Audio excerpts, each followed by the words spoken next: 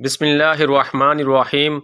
محترم ناظرین، السلام علیکم ورحمۃ اللہ وبرکاتہ۔ نحمدہ ونصلی علی رسولہ الکریم، اما بعد، اعوذ باللہ من الشیطان الرجیم، بسم اللہ الرحمن الرحیم۔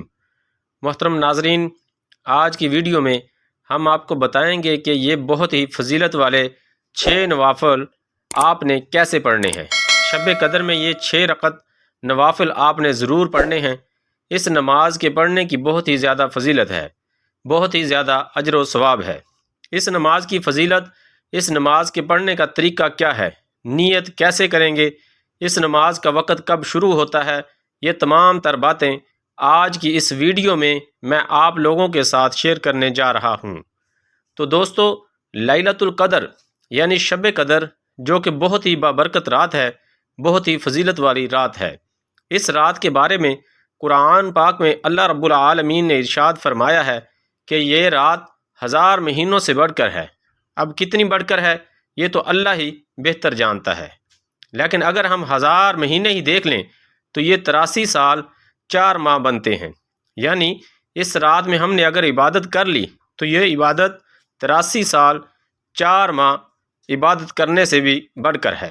یہ اتنی بابرکت رات ہے، اور اس رات کو ہم نے بالکل مس نہیں کرنا۔ اس رات میں ہم نے جاگ کر ضرور اللہ کی عبادت کرنی ہے، قیام کرنا ہے، حمد و ثنا کرنی ہے، اور اسی طرح درود پاک کی کثرت کرنی ہے، استغفار کرنا ہے۔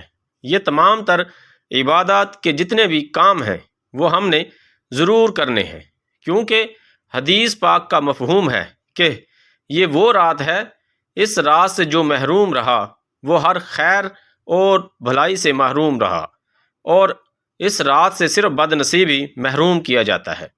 تو ہمیں اس رات کو ضرور حاصل کرنا ہے۔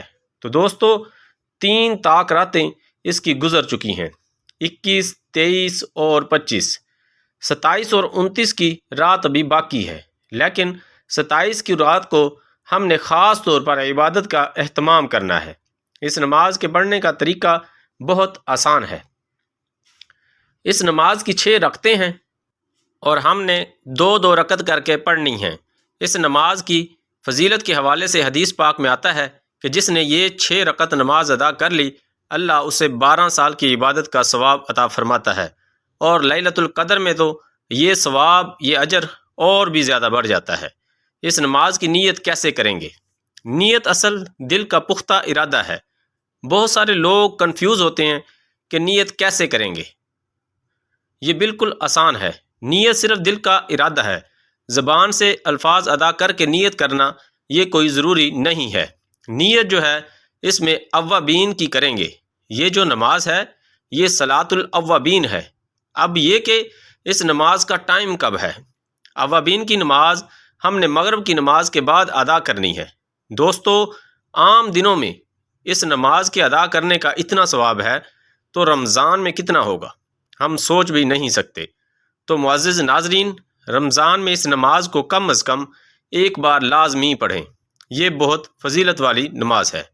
عزیز دوستو، اگر ویڈیو اچھی لگی تو چینل کو لائک کریں، سبسکرائب کریں، اور بیل آئیکن بٹن کو دبا دیں تاکہ ہر نئی آنے والی ویڈیو آپ تک آسانی سے پہنچ سکے۔